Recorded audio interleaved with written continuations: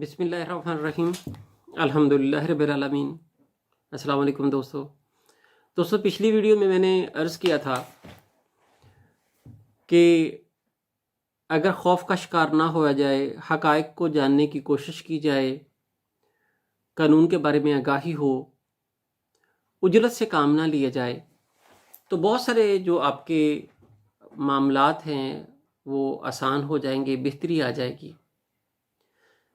मैंने अर्ज़ किया था कि मैं नेक्स्ट वीडियो में आपको ज़मानत के बारे में अर्ज़ करूँगा कि ज़मानत क्या होती है, किस स्टेज पर दायर करनी चाहिए और किन बातों पे एहतियात करनी चाहिए। तो इस हवाले से अर्ज़ ये है कि ज़मानत से मुराद ये है कि मुल्ज़िम को पुलिस की हिरासत से लेकर ज़ामन के हवाले करना ज़मानत कहलाता है, सब्जेक्ट टू श्योरिटीज़। जो ज़ामन होगा वो इस बात का पाबंद होगा, ज़िम्मेदार होगा कि जब ट्रायल शुरू होगा तो वो ट्रायल कोर्ट में उसको पेश करेगा। इस ज़मानत के कॉन्सेप्ट पे बड़ी खूबसूरत डिस्कशन की गई है सुप्रीम कोर्ट के केस में। PLJ 1998 पेज 658 है। आप उसको अगर पेरूज़ फरमाएंगे तो ज़मानत के कॉन्सेप्ट के हवाले से जितने भी आपके सवालात हैं उनकी मुकम्मल तौर पर आप महसूस करेंगे कि आप मुतमईन हैं। बड़ी खूबसूरत डिस्कशन की गई है। फिर PLJ 1998 supreme court, Hakam Ali Zardari versus state, page है इसका 658। अब दूसरा नुक्ता क्या है कि ज़मानत कब दायर करनी चाहिए। तो दो तरह के दोस्तों केसेस होते हैं। एक जो जिनकी सज़ा 7 साल तक है, तो ये जो केस जो 7 साल तक हैं ये नॉन प्रोहिबिटरी क्लास में आते हैं। तो अगर आप इसमें दरख्वास्त ज़मानत दायर करेंगे तो उस दरख्वास्त ज़मानत के मंजूर होने के ज़्यादा इम्कानात होते हैं। एक्सेप्शनल सर्कमस्टांसेस ना हो तो वो केस जो नॉन प्रोहिबिटरी क्लास में जो फाल करते हैं उनमें ज़मानत हो जाती है। दूसरे केसेस जो प्रोहिबिटरी क्लास में फाल करते हैं। प्रोहिबिटरी क्लास में कौन से फाल करते हैं? जिन मुकदमात में सज़ा 10 साल या 10 साल से ज़ायद हो, वो मुकदमा जो है वो प्रोहिबिटरी क्लास में फाल करते हैं। अब देखना यह है कि उन केसेस जिनमें सज़ा 10 साल या 10 साल से ज़ायद हो उनमें की ज़मानत कब दायर की जानी चाहिए। तो मैं आपके सामने एक सादा करने के लिए, समझाने के लिए एक सादा सी मिसाल आपके सामने रखना चाहूँगा। वो ये भाई दोस्तों कि अगर फ़र्ज़ करें कत्ल का मुकदमा है, उसमें डे लाइट अकरेंस है, डायरेक्ट एविडेंस है, मुल्ज़िम को जो रोल दिया गया है, जो इंजरी उससे एट्रीब्यूट की गई है, वो पोस्टमार्टम रिपोर्ट में वो इंजरी मौजूद है, दौरान इन्वेस्टिगेशन वो कनेक्टेड पाया गया है, पुलिस ने सफिशिएंट इंक्रिमिनेटिंग मटेरियल उसके खिलाफ कलेक्ट किया है, तो उसमें ज़मानत दायर करने में बहुत जल्दी ना करें, बल्कि उसकी दरख्वास्त ज़मानत जो है वो स्टैट्यूटरी पीरियड 2 साल का होता है। उसके बाद उसको दायर करेंगे तो उसकी दरख्वास्त ज़मानत के मंजूर होने के ज़्यादा इम्कान है। मगर उसमें एक नुक्ता और आपको जहन में रखना पड़ेगा।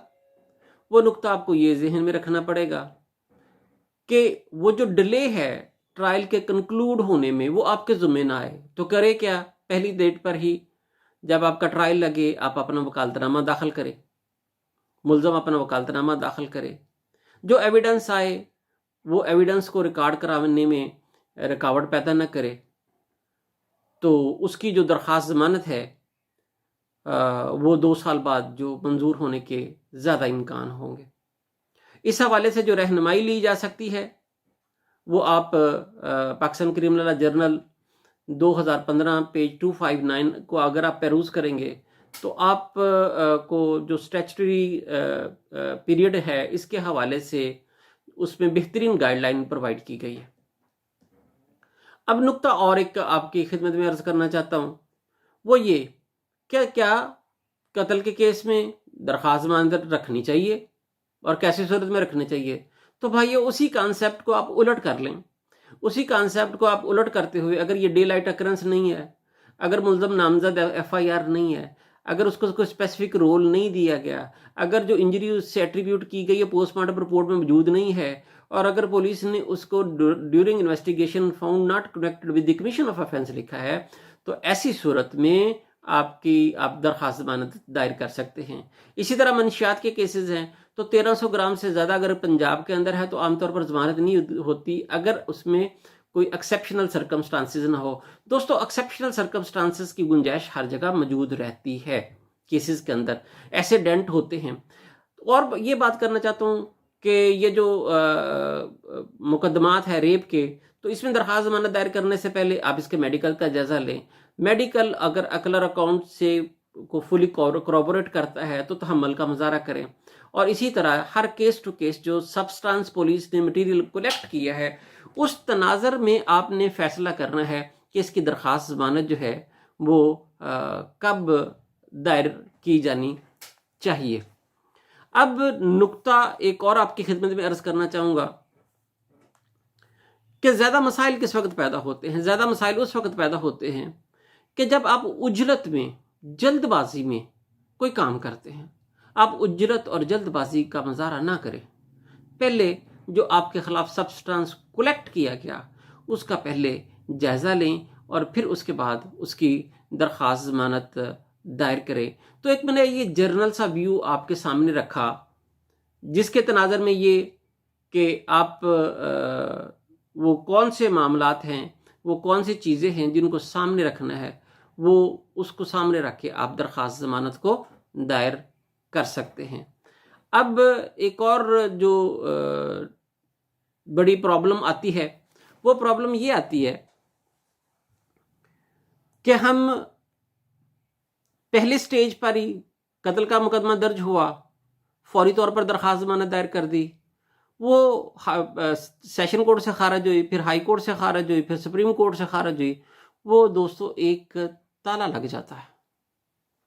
तो जो ताला लगता है ना फिर वो खुलता नहीं। तो आपने दरख्वास्त ज़मानत को दायर करते वक्त ये ताला नहीं लगने देना। ये आपके लिए बड़ा बाद में तकलीफ से सूरत हाल बन जाएगी। दोस्तों, बेल के हवाले से कोई किसी तरह का कोई मसला हो, कोई किसी भी तरह की कोई साइटेशन चाहिए हो तो आप मुझसे रब्ता कर सकते हैं। बेहतरीन अंदाज में आपकी मुआवनत करने की कोशिश करूंगा। अगली वीडियो में मैं आपकी खिदमत में ये अर्ज करूंगा कि मुल्ज़म जब उसके खिलाफ मुकदमा दर्ज हो जाए तो उसको अपना डिफेंस क्रिएट करने के लिए कौन कौन से स्टेप उठाने चाहिए और किस किस जगह पर उसको एजिटेट करना चाहिए। अगर दोस्तों ये वीडियो आपको पसंद आए तो आपकी दुआओं को तालब रहूँगा।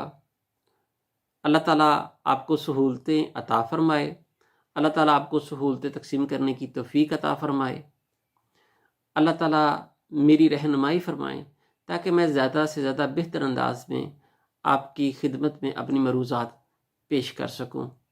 अगली जो आने वाली वीडियो है उसके बारे में फिर मैं अर्ज़ करना चाहूँगा कि मैं इस नुक्ते पर अपलोड करना चाहूँगा कि मुल्ज़म को कौन सी स्टेज पर क्या अमल करने चाहिए, कौन सी स्टेज पर कैसा अपना मौक़िफ़ पेश करना चाहिए जिसकी बिना पर उसको सहूलत हो।